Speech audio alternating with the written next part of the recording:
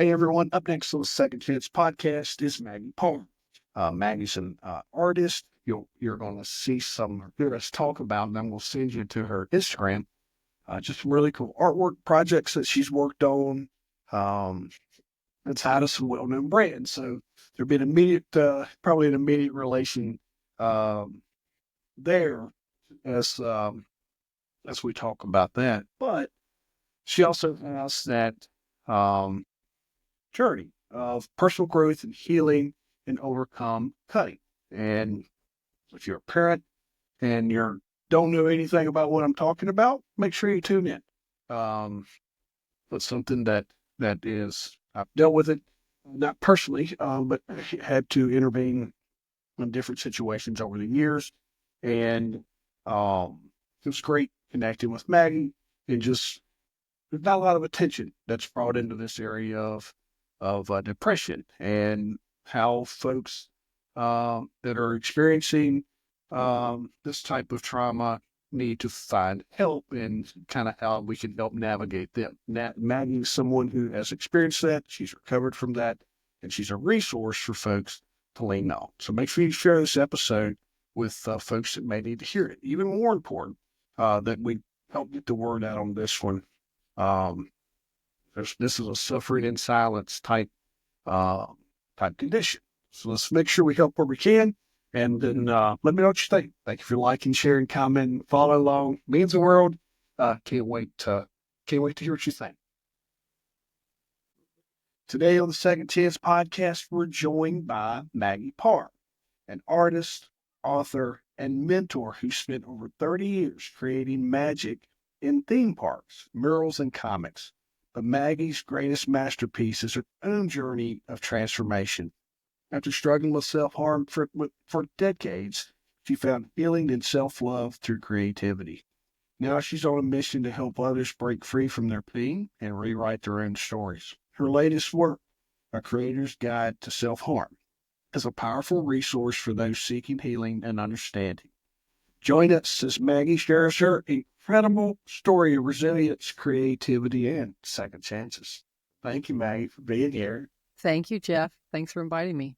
Yeah, absolutely. I'll jump right in and just see where it takes us. But your journey with self-harm is deeply personal and transformative. Can you share the moment you realized art could be a healing tool for you? Yes, and actually the book is titled Creator's Guide to Stopping Self-Harm. Although I think that self-harm, cutting, burning ourselves is actually a creative act, a way to deal with pain.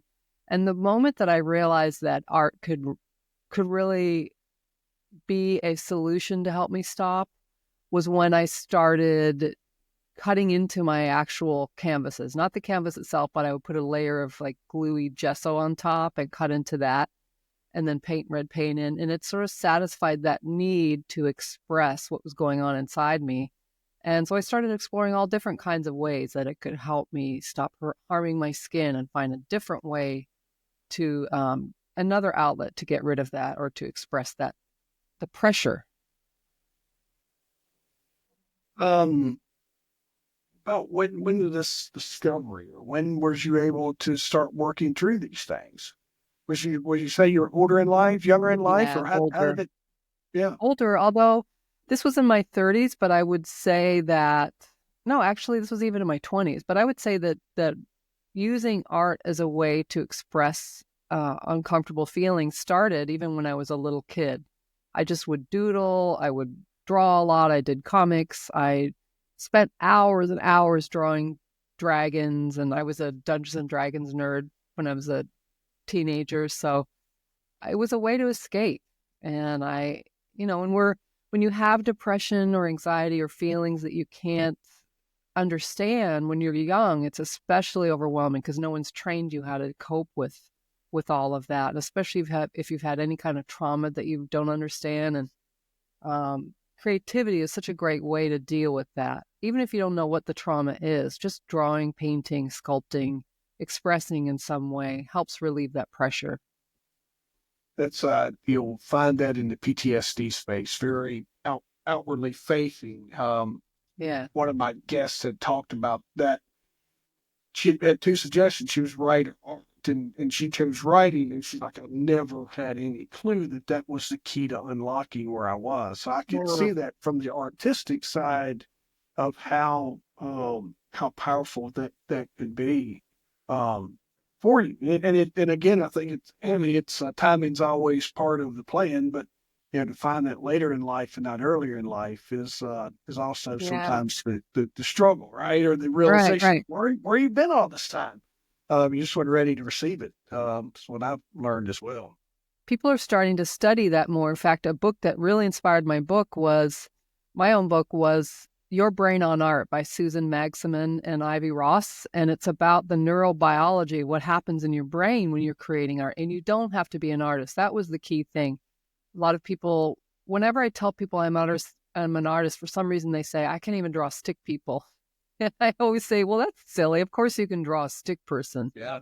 And even just drawing a stick person with a little dialogue bubble has helped some of the people that I've worked with express what's going on inside. So you really don't have to be an artist, and stuff is happening in your brain that's positive when you do art.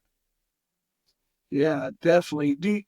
So I just I'm a parent, right? And a parent of a daughter and a son, but Oh, great. particularly here is enjoy the conversations along those lines of maybe where you were and where your parents around and what kind of year did some of the self-harm start, if we can talk about that. And if we can't, Yeah.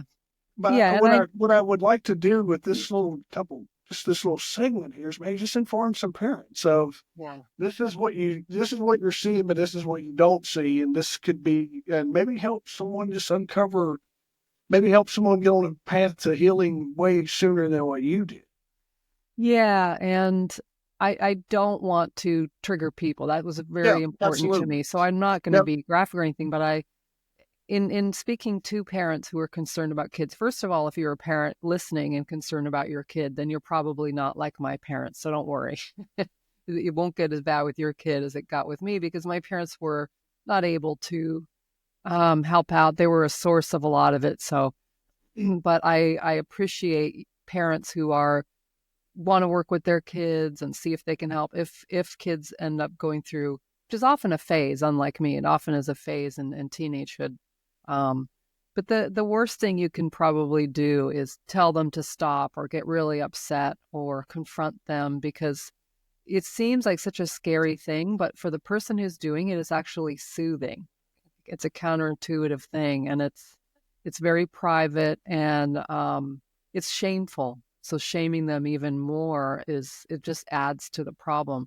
But talking to them with concern and love, and of course, getting help, getting professional help is important. But encouraging them to draw, because it's very hard to talk about these feelings, or maybe there's some kind of split in the brain where we're not able to communicate what's going on. But drawing or expressing in some way really helps them get it out. And kids are less self-conscious usually than adults are about drawing.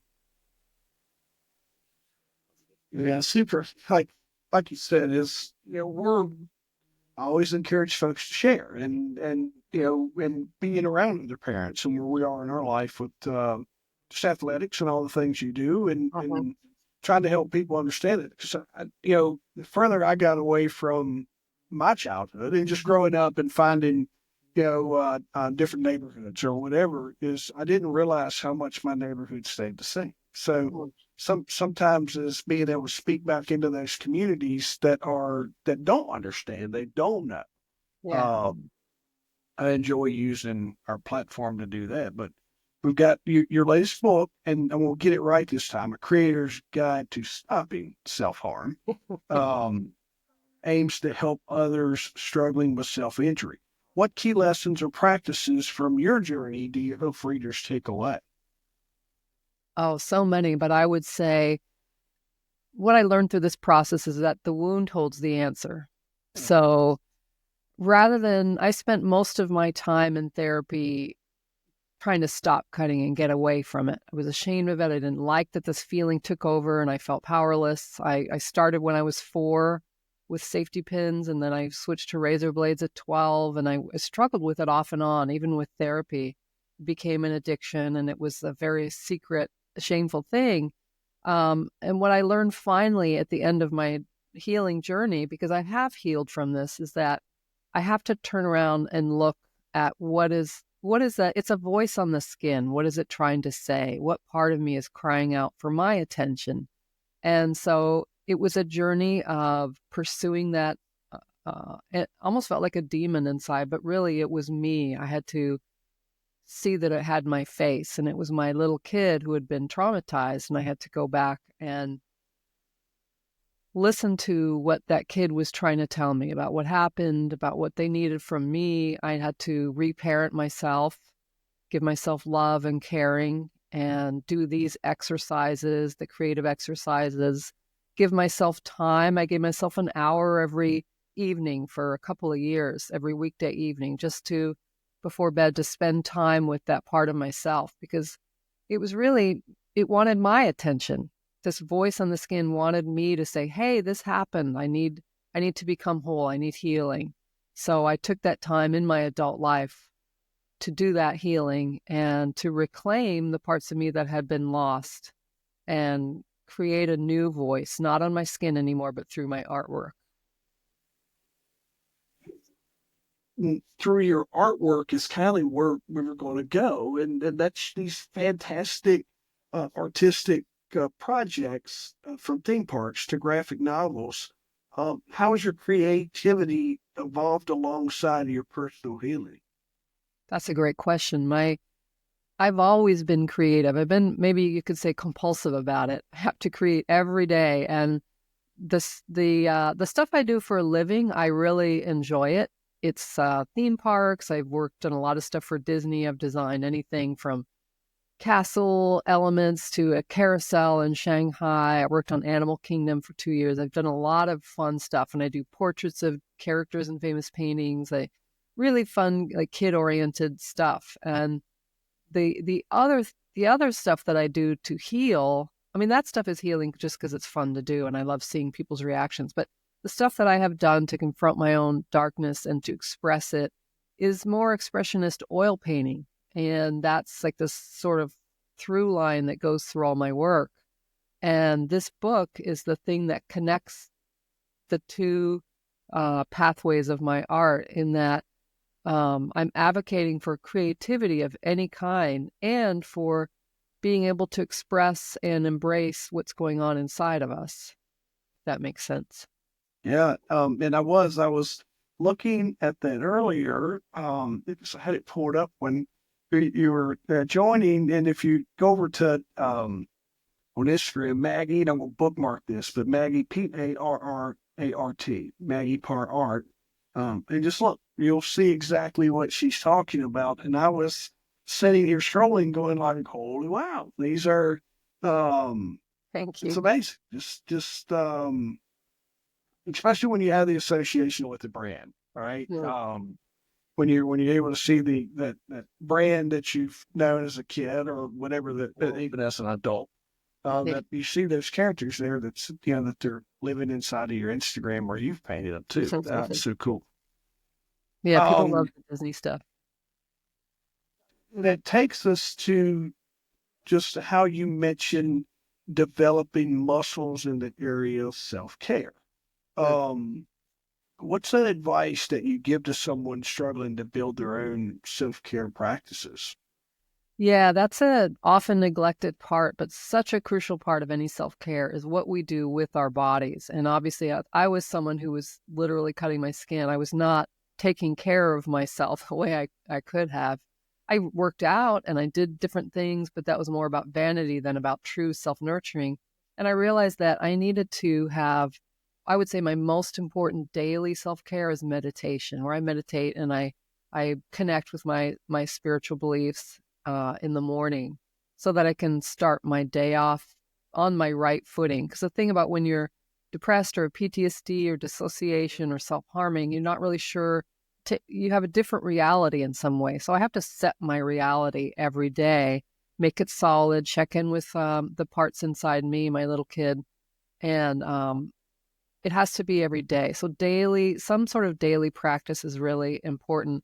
And over the years, I've had to learn different things. Like I gave up sugar 3.5 years ago. That was tough. I've had to change my diet along the way. I stopped drinking 32 years ago. I've been sober for a long time. So little step by step, I'm gotten better at taking care of my body. I sleep well, I eat well, I exercise, but most importantly, pray and meditate. And that daily ritual builds my strength over time, just like you go to the gym to build a muscle. Building my connection with myself and my spiritual connection grows over time. I guess we, and as we jumped in, we kind of jumped into thinking the book would help create the topic, but could we explain to our listeners what self-harm is so there's clarity in our conversation here? We probably should have done that at the Yeah, beginning. the book kind of helps to helps draw that line of what we're talking about. But now I think we put up the good teaser part of the episode, right? So, but like again, let's talk to anyone. Let's talk to everyone who needs to hear this and kind of explain to them what that is. Yeah, self-harm is any sort of, they call it non-suicidal self-injury in the DSM, the Diagnostic Statistical Manual for the American Psychiatric and Psychology Associations. It's NSSI, non-suicidal self-injury, and it's cutting, burning ourselves. It's not an actual disorder. It's a symptom, and it even in the DSM they say it requires further study. So I started self-harming in 1971, I guess, and razor blades in 79. So nobody knew what to do with it at that time. PTSD wasn't even considered in the DSM until 1979. Even that only through aggressive lobbying by veterans and their therapists. So there was no one knew what to do with me when I first went to a local counselor. She had to consult her supervisor. This was in 1981 when I first went to therapy. And it's still not fully understood. A lot of people assume that when you think of someone who cuts themselves, it's a young white teenage girl. But studies have shown that it's almost equally split between males and females. It's most heavily prevalent among teenagers, but it still it's I think 5% of adults do it, even preteens do it. And when I was writing the book and researching, I did all the numbers. I applied all the statistics to current demographics and found that about 14 million people in the US alone self-harm currently. And that's just self-reported. So we really don't know how many. And it's across the world. It's not just in the US. And it got worse during the pandemic. So there's a lot of people don't know what it is. Now, as someone who did it, what it was for me personally was a form of soothing. Like I said earlier, it felt better. I felt so much emotional pressure inside. I couldn't explain what had happened to me and how it made me feel and how reality was not reality. And when I cut myself, it smoothed everything out. It was the adrenaline. It was the release in some way. I had a secret. I felt more in power of my life and my agency and growing up in an abusive household. Not everybody who self-harms was sexually abused growing up. I was, but I have a cousin who wasn't. She had a different set of circumstances. But what I have found anecdotally from all the people I've known and worked with is that there tends to be some sort of environment of perfectionism or not being able to speak what you need to say. So then it becomes a voice on the skin. Yeah, but it is hard to explain because it seems counterintuitive. The first reaction most people have is, ouch, why would you do that? Yeah. At one point I had over 50 scars on my body. And as I get older, they're fading. Like I once wrote, I want to die on my stomach facing outward. And then as I got older, it just faded to I want. And now you can't see any of it. So it's just, the reasons for the circumstances behind why people do the reasons for it are different, but it is some sort of soothing outlet for the most part. Now, there are people who are diagnosed with borderline personality disorder, BPD, who do self-harm, and it's often a different reason. So it's a lot more about attention and getting certain results. But for those of us who don't have BPD, it is a different thing, and it's usually because of emotional pressure and not having another way to communicate. What do you say to the person that's um, either doing self-harm and they're scared, and they're hearing this Yeah. episode, and they're hearing us? What is your suggestion to them? Well, my first suggestion, of course, would be to get professional help if you can. Now, I didn't have a lot of money growing up and through a lot of my life, so I've gone to sliding scale clinics. There's ways to get, a lot of therapists will have reduced scale or pro bono sessions. But with regards to, a therapy session is 50 minutes a week and there's another 10,000 something minutes left in the week. So to get through those 10,000 minutes, I've worked with a couple people who have self-harmed, and I don't focus on stopping, because the struggle to stop creates this tension that's really hard to deal with and makes it worse. And I actually work with them to appreciate and honor this, that they came up with this creative and courageous behavior to deal with something so that they wouldn't implode or kill themselves. And to see that as not a scary thing that they have to stop, but a voice that's trying to talk to them.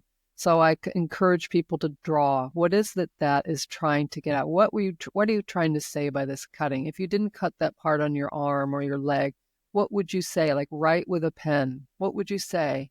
And across the board, there's usually some version of help. Like, who is it who needs help? What is it that needs help from? What do you need? Who needs saving? Who is that in there? And I'll often take people through visualizations or meditations. Those are on the website, stoppingselfharm.com. I'll do exercises. Drawing stick figures ends up being a really powerful way to illustrate a memory or a feeling, some other way of getting it out, but not from a punishing, you have to stop viewpoint, but from a embracing, trying a different approach of love and honoring ourselves and what we're doing and why. Is there, when we talk about access to technology now, for that person that's there, when we say get help, man, that's easy and I understand it. But if they were going to Google the words, what would you want them to Google so you can make sure they find what they're looking for? Stopping self-harm, NSSI, which is non-suicidal self-injury, which is the industry term, I guess, the psychological term that therapists use. I would say that would be self-injury, self-harm, and stopping would be a way to find resources. And always, of course, if you're feeling suicidal, please call 911 or 988, which is the suicidal hotline. Yeah. But usually cutting is a way to manage and not be suicidal. They're not usually related, although they can be correlated. It can lead to suicide attempts, but it's a way to stop and to reduce the feeling so you don't want to be suicidal. And then speaking to the person who knows someone, what action can that friend or parent, whoever, that person who knows someone, what's some advice we can give them today that helps kind of guide them? I would say, I'm here. I see you're struggling, and I'm here if you need to talk. I don't, I'm concerned about you. I care about you. I'm not scared. That kind of communication is always helpful. I had a teacher who did that with me, who saved my life when I was a teenager.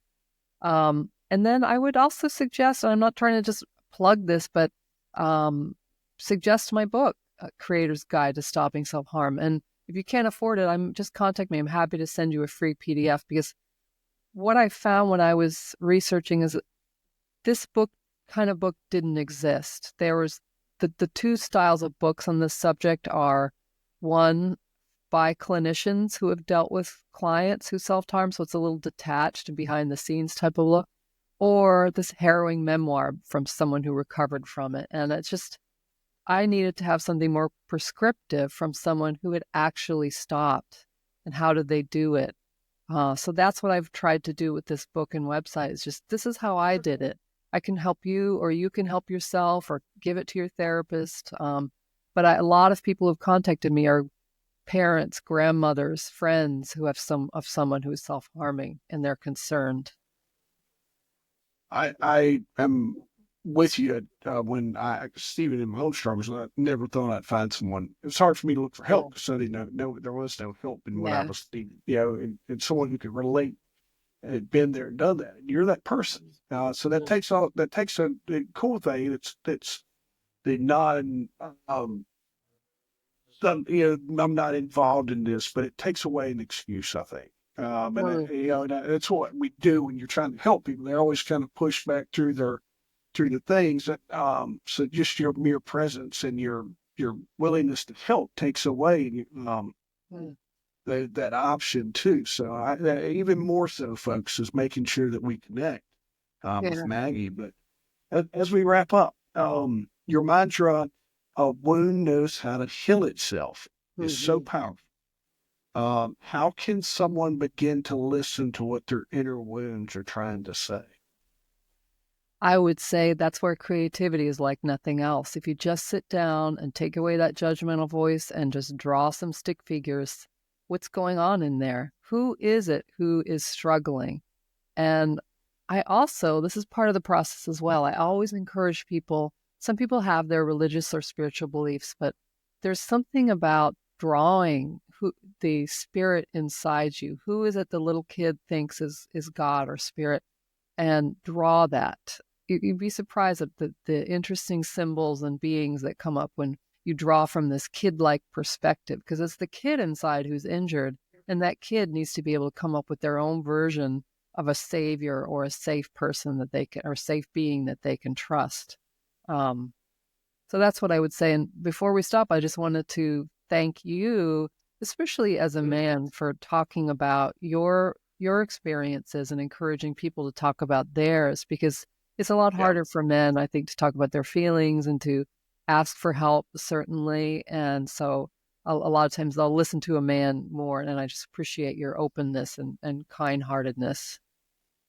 No, I appreciate that. And, I don't keep seeing where it takes us. I'm Mhm. very seldom, man. And if you hear this, like Maggie and I connected online, and this is our getting to know each other episode. So it's, we don't know where these conversations are going to take us. And I can't think of one that didn't take me in some kind of us helping, the greater good of humanity, and then even our own personal stuff that we're able to talk. And like-minded individuals tend to find one another. We mentioned the links, but I'm going to put them in the notes. But when someone says, "I want to get in touch with Maggie," where do you want them to go first? I would say, if you're struggling with self-harm, go to stoppingselfharm.com, because that has resources. You can reach me through there. If you're just interested in my art and learning more about me, I would say maggieparr.com. And there's links to the social media stuff. You mentioned that, Maggie Parr Art. But I'm easy to reach. I'm easy to find online. I always respond to emails. I'm very accessible, and I'm happy to hear from people. Uh, Thank you. Appreciate you taking time to shed light on a topic that probably needs to spend more time in the light and make us all aware. Um, Even if you're not a parent of kids or whatever, you may have a friend that's going through this right now, and it's something that, um, I can't thank you enough, because just knowing how we talk, sometimes it brings up a memory that you just don't want to deal with at the time. But Yeah. the 30 minutes or so that you and I have been talking to help everybody else, I certainly appreciate you spending that with me. Thank you. It starts with these little efforts, All right, individual efforts, everyone. spreads. Thank you. Yeah. Make sure if you need Maggie, make sure you reach out for her. And thank you, Maggie, for being on Second Chance Podcast. Thank you, Jeff.